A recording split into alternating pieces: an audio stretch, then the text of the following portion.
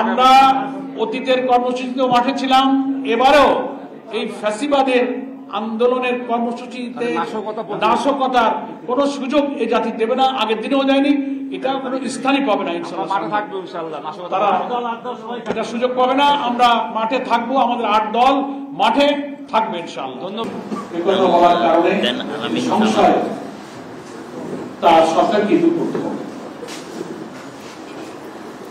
যে সমস্যাগুলোর কথা বলেছিলাম তার কি সমাধান এবং যে সংশয় সেটা সরকারকেই ঘোষণা দিয়ে দূর করতে হবে। আমাদের শীর্ষ নেতৃবৃন্দের বৈঠকে এটা পর্যালোচনা হয়েছে। এরপরে আমরা মনে করি যে আমাদের যে ৫ দফা দাবি, তার দাবিতে আমাদের কর্মসূচি অব্যাহত থাকবে। যে আংশিক দাবি আমাদের পূরণ হয়েছে, জুলাই সনদকে আইনি ভিত্তি দেওয়ার যে আমরা কথা বলেছিলাম, আন্দোলনরত দলগুলোর ঐক্যমতের ভিত্তিতে যেসব সংস্কার প্রস্তাবগুলো ঐক্যমতের ভিত্তিতে জুলাই সনদে স্থান পেয়েছে এবং জুলাই সনদের আইনি ভিত্তির জন্য আদেশ জারির কথা আমরা বলেছিলাম। এই কাজটা হওয়ার কারণে এটাকে আমি ইতিবাচকভাবে দেখছি এবং এটার জন্য আমার সরকারকে ধন্যবাদ জানাচ্ছি। এবং একই দিনে গণভোটার জাতীয় নির্বাচনের যে সংকটে পড়বে, এই সংশয়টা সরকারকে দূর করতে হবে। কিভাবে দূর করতে হবে সেটা সরকারের উপরই পড়ে। প্রশাসনে যেভাবে রদবদল চলছে, পছন্দ মতো ডিসি, ইউনো, পুলিশ কর্মকর্তাদের যখন তখন এই ১ সপ্তাহের মধ্যে নানান জায়গায় রদবদল শুরু হয়েছে। এটা লেভেল প্লেইং ফিল্ড, মাঠে নির্বাচনে সব দলের সমান অধিকার, এই সমতা রক্ষার যে দাবি আমাদের ৫ দফার অন্যতম দাবি, সেটা ভঙ্গ হচ্ছে। আমরা দেখতে পাচ্ছি একটি দলকে খুশি করার জন্য কোন গোপন সভা পরামর্শে হয়তো এই কাজটা চলছে। এ ব্যাপারে প্রধান উপদেষ্টাকে নিরপেক্ষ থাকার জন্য আমরা আহ্বান জানাচ্ছি। তিনি প্রতিশ্রুতি দিয়েছিলেন যে সব ব্যাপারে আমি নিরপেক্ষ থাকবো, এগুলো আমার দায়িত্ব, আমি দেখব। কিন্তু তিনি কি কোন একটি বিশেষ দলের রাজনৈতিক প্রভাবের কাছে অসহায় বোধ করছেন? তাহলে তাদের কাছে তিনি হেড অফ দি গভর্নমেন্ট, ঐক্যমত্য কমিশনের প্রধান হিসেবে তিনি জাতির কাছে তার কথা বলতে পারেন, জাতি তাকে সহযোগিতা করতে প্রস্তুত আছে। কিন্তু আমরা চাইব নির্বাচনে যেন লেভেল প্লেইং ফিল্ডটা বজায় থাকে। সম্মানিত সাংবাদিক বন্ধুগণ, আমাদের আজকে ৮ দলের শীর্ষ নেতৃবৃন্দের আলোচনায় এটাও এসেছে যে আমাদের যে দাবিগুলো এখনো পূরণ হয়নি, আংশিক পূরণ হয়েছে, সেই দাবির সংগ্রামে রাজপথে ৮ দলের কর্মসূচি ইনশাআল্লাহ অব্যাহত থাকবে। ৮ দলের একটা লিয়ার কমিটি আছে, শীর্ষ নেতৃত্বের পক্ষ থেকে তাদের উপরই দায়িত্ব দেওয়া আছে। এইসব দাবিতে পরবর্তী কর্মসূচি স্থির করা এবং ঘোষণা করার দায়িত্ব ৮ দলের শীর্ষ নেতৃত্বের পক্ষ থেকে ৮ দলের লিয়ার কমিটির পরবর্তী বৈঠকে বসে সেই কর্মসূচিগুলো আলোচনা করবেন এবং তারা ঘোষণা করবেন। আমরা মনে করি যে দেশের অধিকাংশ জনগণের অনুভূতি, আকাঙ্ক্ষা সরকারের রিয়ালাইজ করা উচিত। অবাধ এবং সুষ্ঠু নিরপেক্ষ নির্বাচনের জন্য জুলাই অভ্যুত্থানের ১ সাগর রক্তের বিনিময়ে অর্জিত একটা নতুন বাংলাদেশের এই স্বপ্ন যেন পূরণ হয়, সেজন্য জনগণের আকাঙ্ক্ষার দিকে আমরা সরকারকে গুরুত্ব দিতে বলবো। তিনি যেন কোনো রাজনৈতিক চাপে আমাদের এই সম্ভাবনাময় নতুন রাষ্ট্র কাঠামোর ভিত্তিতে একটা নতুন বাংলাদেশ গড়ার এই প্রচেষ্টা যেন কেউ ভেস্তে দিতে না পারে, এই জন্য আমরা সরকারের কাছে ৮ দলের পক্ষ থেকে আহ্বান জানাচ্ছি। ৮ দলের শীর্ষ নেতৃবৃন্দ একমত হয়েছেন যে জুলাই সনদের আইনি ভিত্তিক প্রয়োজনে যে গণভোটটা যখন হবে, এই গণভোটের সংস্কারের পক্ষে আমরা সবাই হা বলব এবং জাতিকে আমরা হায়ের পক্ষে ভোট দেওয়ার জন্য উদ্বুদ্ধ করবো। কারণ আমরা সংস্কারের পক্ষে ছিলাম, গুরুত্বপূর্ণ মৌলিক যে সংস্কারগুলো গণভোটে যাচ্ছে কমিশনের পক্ষ থেকে, তার অনেক সংস্কারের ব্যাপারে একটি দল বিরোধিতা করেছিল।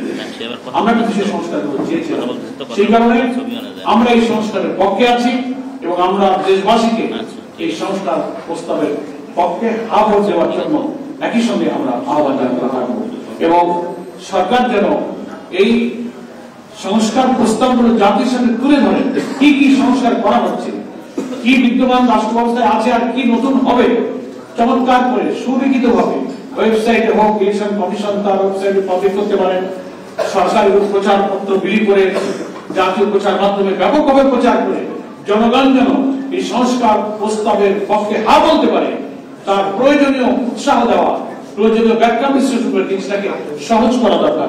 এত ব্যাখ্যা এবং এত কথা প্রধান উপদেষ্টার বক্তব্যের মধ্যে আছে, সাধারণ স্বল্প শিক্ষিত মানুষ এই সব সংস্কারের ইন্টারনাল এই সমস্ত গুরুত্বপূর্ণ বিষয়গুলো ব্যাখ্যা বিশ্লেষণ কিন্তু খুব কমই বোঝে।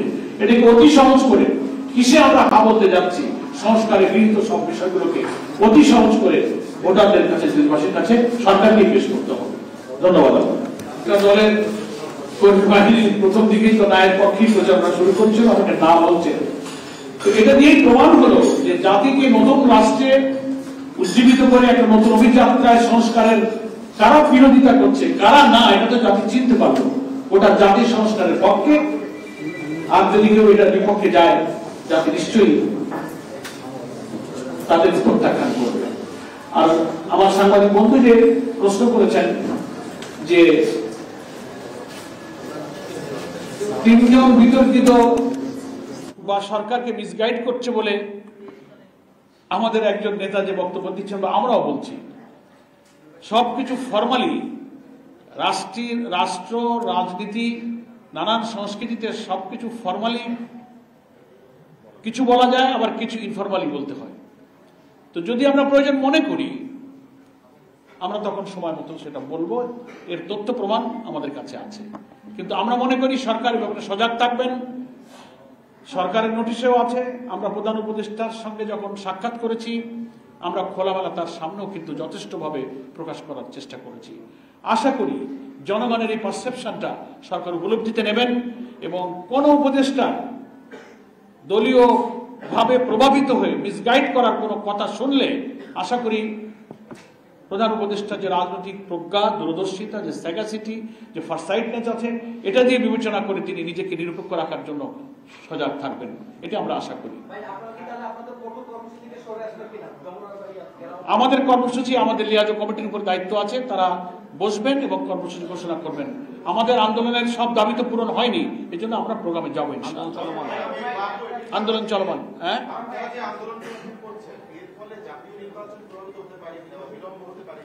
না আমাদের ধন্যবাদ, আমরা প্রশ্ন একটু শর্ট করছি, আমাদের ভাইদের মিটিং আছে। জাতীয় নির্বাচন ইনশাল্লাহ প্রভাবিত হবে না, বরং আমাদের এই আন্দোলনের জন্য সংস্কার প্রস্তাবের গুরুত্বপূর্ণ ম্যাটেরিয়ালস গুলো কিন্তু ঐক্যমত্য কমিশন এবং গণভোটে ইনশাল্লাহ যাচ্ছে। এটা আন্দোলনেরই ফসল। আর আন্দোলনের মধ্য দিয়ে আমরা মনে করি নির্বাচন প্রভাবিত হবে না, বরং নির্বাচনকে অবাধ, সুষ্ঠু, নিরপেক্ষ হওয়ার ক্ষেত্রেই আমাদের এই আন্দোলন ভূমিকা রাখবে, সহায়ক। আমরা তো নির্বাচন সুষ্ঠু করার জন্যই আন্দোলনের মাঠে আছি। আমাদের লেভেল প্লেইং ফিল্ডের দাবি পূরণ হয়নি, ফ্যাসিবাদের দোসরদের সকলের বিচারের কাঠগড়ায় আনার দাবি এখনো পূরণ হয়নি, প্রশাসনিক রদবদলে যে দলীয় পক্ষপাতমূলক কাজ চলছে সেটার দাবি এখনো পূরণ হয়নি, তাই না? আমরা এই অনেক দাবি এখনো অপূরণ আছে। এটার জন্য আমরা আন্দোলনের কর্মসূচি শীর্ষ নেতৃবৃন্দ লিয়াজো কমিটিকে যে দায়িত্ব দেওয়া আছে, তারা সেটা সময় মতো বৈঠক করে ঘোষণা করবে। না, এটার ব্যাপারে আমরা হচ্ছে রাজনৈতিক দল, এটা সরকারের দায়িত্বের ব্যাপারে আমাদের কোনো দায়িত্ব নেই। এটা আইন তার নিজস্ব গতিতে চলবে, আদালতে মামলা চলেছে, সাক্ষ্য প্রমাণের ভিত্তিতে যারা জুডিশিয়ারিতে আছেন তারা রায় দেবেন। দেশে আইনের শাসন অন্তর্বর্তীকালীন সরকারের সময় আমরা যা দেখতে পাচ্ছি, নিরপেক্ষভাবে এই বিচার প্রক্রিয়া চলছে। ট্রাইব্যুনালগুলো একেবারে ওপেন, মানুষের কাছে খোলামেলা অনলাইনে বিচার কার্য সম্পন্ন করছেন।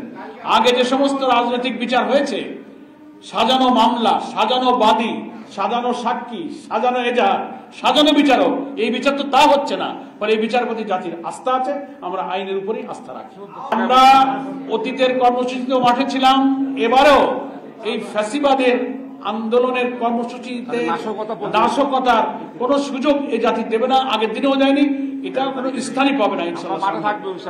তারা এটা সুযোগ পাবে না। আমরা মাঠে থাকবো, আমাদের 8 দল মাঠে থাকবে ইনশাআল্লাহ। ধন্যবাদ।